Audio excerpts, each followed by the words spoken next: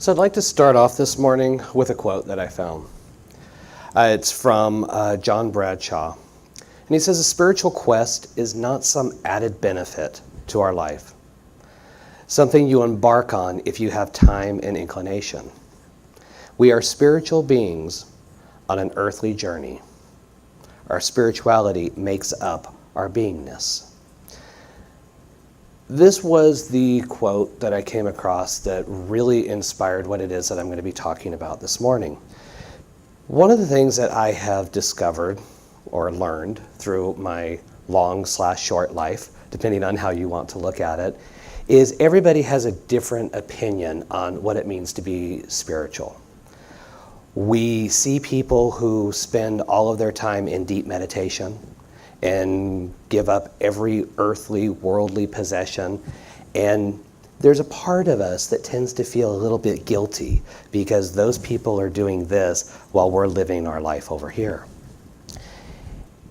And one of the things that strikes me is when we talk about being spiritual beings living a human experience, there's two words in there that are really important: living and experience. If we are not actually experiencing life, then we're not having that human experience.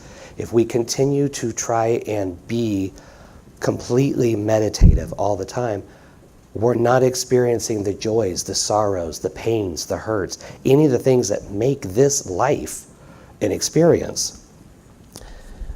And our experience, our purpose truly is to experience life.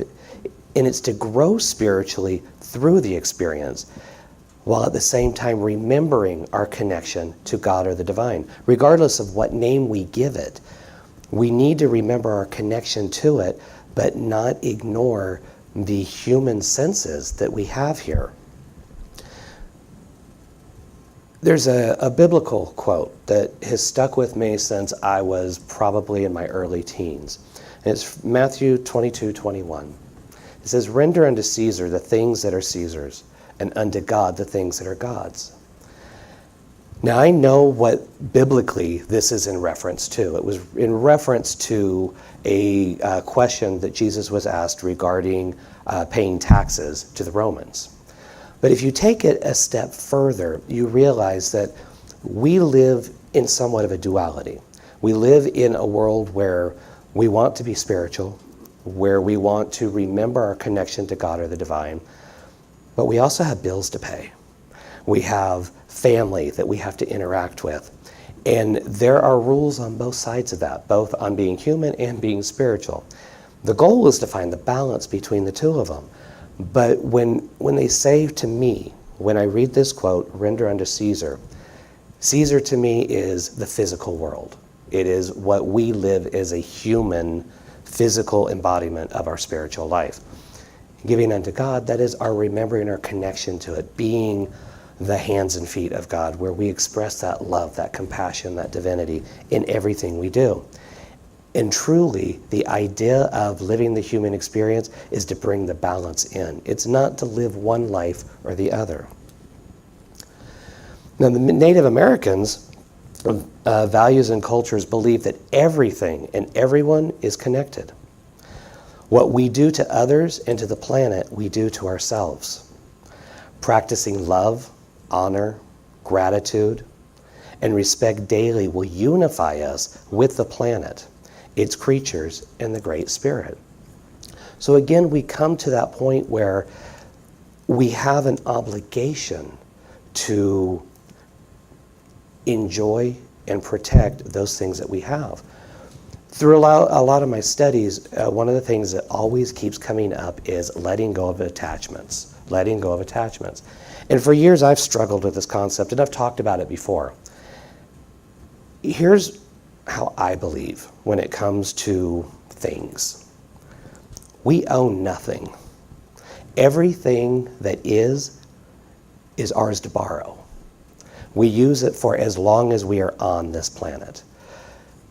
There's nothing wrong with acquiring those things that bring joy and peace to us, as long as we remember that they're not ours. We don't own them. The concept of getting rid of attachments, I think people think that they have to divest themselves of everything in their life, and you don't. You just have to remember, it's not yours. It's not mine. It's all of ours. And everything that is ours to use. How we use it, how we take care of it, that really talks about who we are as a person living the human experience. If we are constantly just trying to acquire and acquire and acquire, that's not really following that spiritual path. So again, we have to bring that whole balance into things. A couple of weeks ago, I was in Vegas. I wasn't there to gamble, I was there for training. And I almost laughed on the second day of class. I was there for professional training for the work that I do for the nonprofit. And in the second day, the instructor actually brought up Don Miguel Ruiz's 4 agreements. And it kind of shocked me because it's not something you typically expect to hear in a professional training.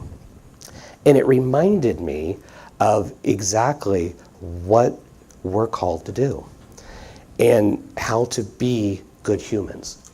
We are already good spiritual beings. We can't change that. The human side of it. So for those of you who are not familiar with it, I'm going to tell you what they are. And for those of you who are familiar with it, I'm just going to remind you. So the 4 agreements, they are to be impeccable with your word. That means to always be honest, not be hurtful. Don't take anything personally. Again, we come back to that whole nothing is actually ours. Everything is ours to borrow, to use. Don't make assumptions. Don't write other people's stories. Let them write their own and let them be who they need to be. And the last one, which is honestly my favorite, it's always do your best. When we talk about always doing your best, it's doing your best at that moment.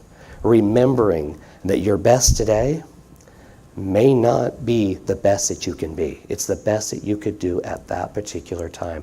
But as long as you are always following these 4 agreements, you're helping to bring that balance into your humanity. Helen Keller said this, "The marvelous richness of human experience would lose something of rewarding joy if there were no limitations to overcome. The hilltop hour would be half so wonderful if there were no dark valleys to traverse." So basically what she's saying is we must experience life. We cannot avoid it. People try. People try to segregate themselves from life.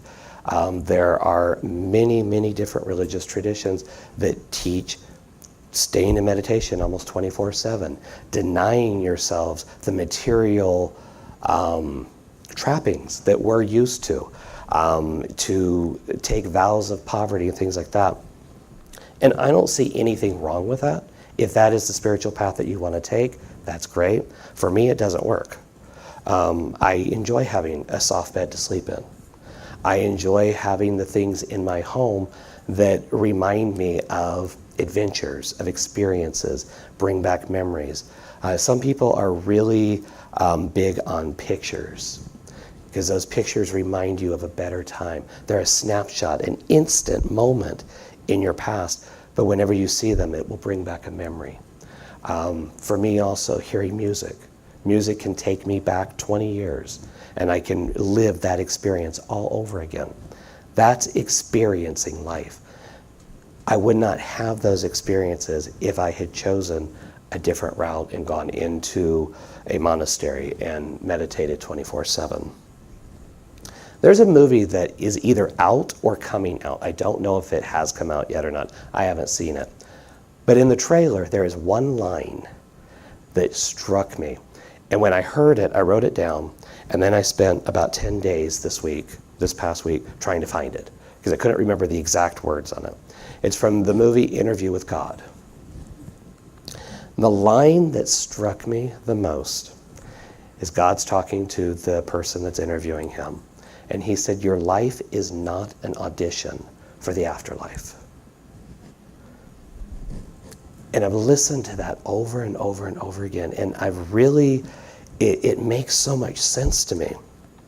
Part of the reason that it makes sense is we all have a different concept of what happens after we die. For some, there's heaven. For some, there's another spiritual plane that you go to. I personally am a very strong believer in reincarnation. I believe that there's no way we possibly can learn all the lessons that we need to learn and remember everything that we need to remember in one lifetime.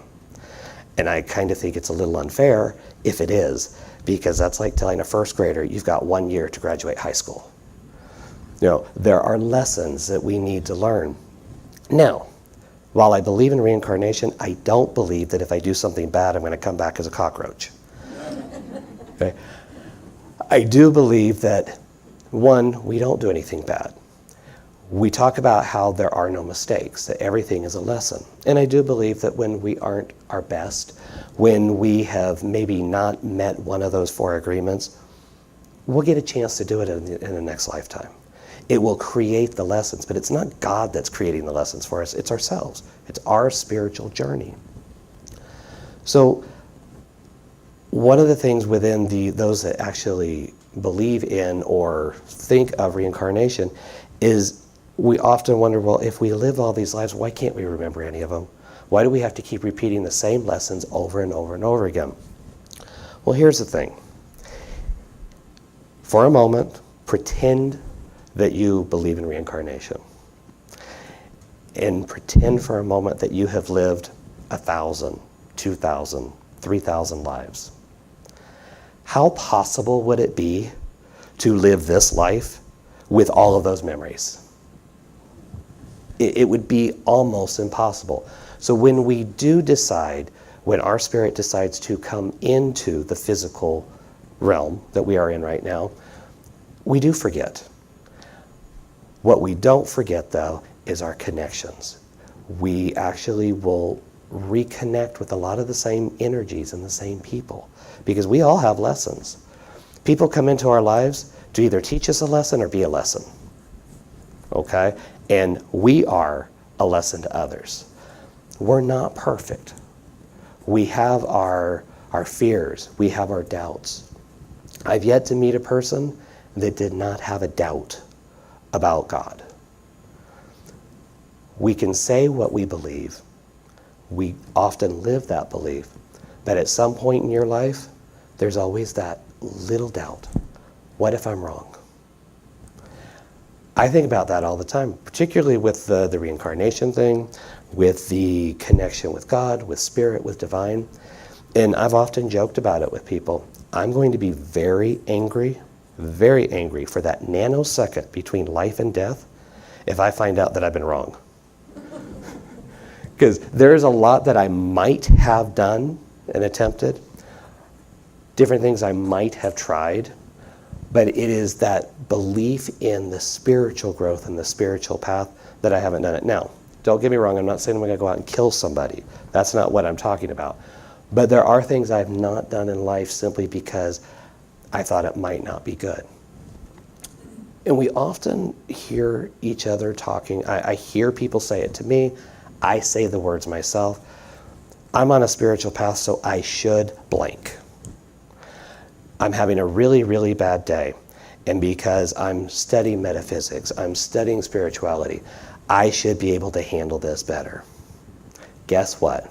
That's when we often have to return and say, I am human.